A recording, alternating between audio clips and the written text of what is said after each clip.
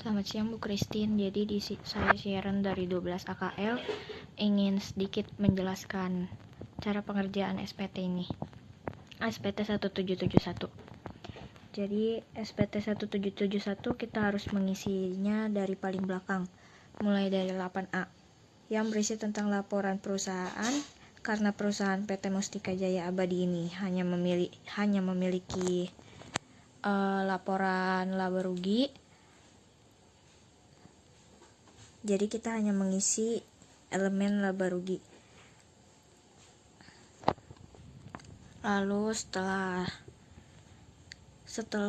lampiran 8A sudah selesai diisi, lalu kita lanjut ke lampiran 1A yang berisi daftar penyusutan dan amortisasi yang diisi sesuai dengan laporan perusahaan mengenai aset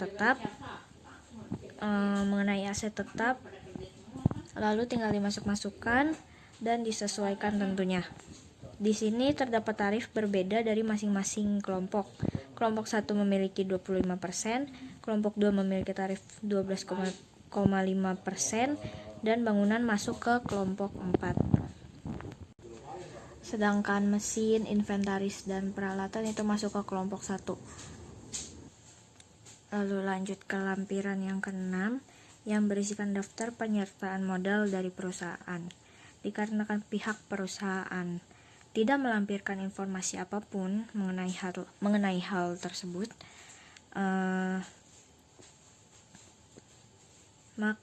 jadi kita hanya mengosongkan saja, jangan diisi, karena tidak ada informasi mengenai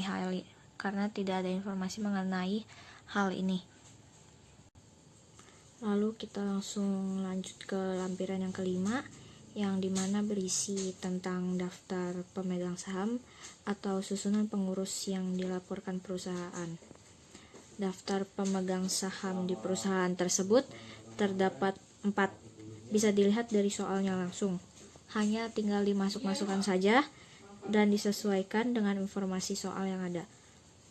Kemudian kita harus mencari dividennya karena sudah disertakan di situ. Persenannya ada yang 40%, 30%, 20%, hingga 10%. Dan tinggal menyesuaikan saja. Dan untuk daftar susunan pengurus dan komisaris, perusahaan hanya melampirkan informasi bahwa ada satu orang saja, yaitu Adi Saputro sebagai direktur dari perusahaan tersebut. Lalu kita lanjut ke lampiran yang keempat, yang dimana berisi tentang PPh final dan penghasilan yang tidak termasuk objek pajak. PPh final perusahaan ini hanya ada 3, yaitu bunga deposito, penghasilan persewaan tanah dan gedung, dan penghasilan lainnya. Bunga deposito dasar pengenaan pajaknya yaitu 8 juta, dilihat dari laporan perusahaan dengan tarif 20%. Penghasilan persewaan atas tanah atau bangunan itu dengan tarif 10%. Dan penghasilan lainnya berupa sewaan kendaraan dengan tarif 2%.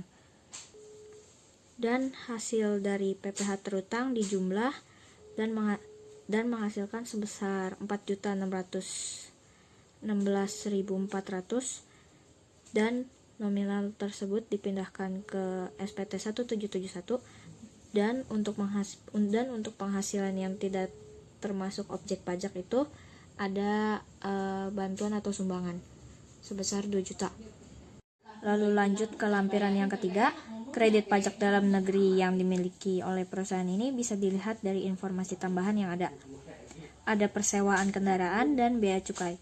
Persewaan kendaraan dikenai PPh pasal 23 dan bea cukai dikenai pasal 22. Untuk nominal bisa langsung dilihat dari informasi tambahan, dan tinggal disesuaikan saja. Lalu lanjut untuk mengisi lampiran yang kedua. Ini berisi tentang rincian HPP atau harga pokok penjualan. Rincian HPP, biaya-biaya operasional perusahaan, biaya-biaya di luar usaha secara komersial. Sebagai acuan, di SPT ini ada dua, yaitu komersial dan fiskal. Komersial menurut perusahaan, menurut perhitungan perusahaan, dan fiskal menurut pajak. Untuk HPP di sini berisi pembelian, persediaan awal, dan persediaan akhir. Dan untuk lampiran ke-1 ini kita tinggal hanya memindah-mindahkan, menginput nominal-nominal yang dari lampiran kedua sampai lampiran 8A tadi ke dalam sini dan disesuaikan. Tentunya harus disesuaikan ya. Dan untuk SPT induk ini kita tinggal hanya memindahkan nominal yang dari lampiran 2 hingga 8A itu kita tinggal pindahkan saja, serta informasi dan laporan laba rugi perusahaan kita juga pindahkan ke SPT induk ini. Dan tentunya jangan lupa untuk disesuaikan lagi. Terima kasih. Mohon maaf apabila ada salah kata.